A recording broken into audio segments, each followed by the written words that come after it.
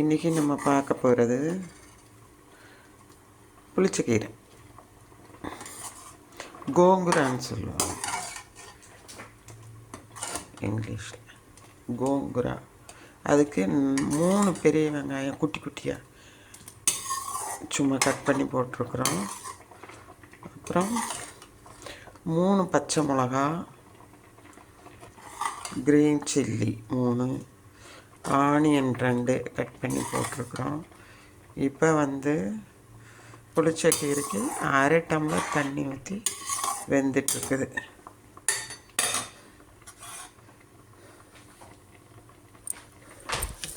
இதுதான் கோங்குரா.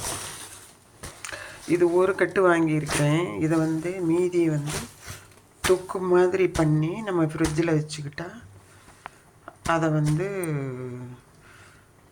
ஒரு 1 மந்த்து 6 மந்த்ஸே வரும்பாங்க. நான் சும்மா 1 மந்த்துக்கெல்லாம் ஸ்டோர் பண்ணிக்கலாம்.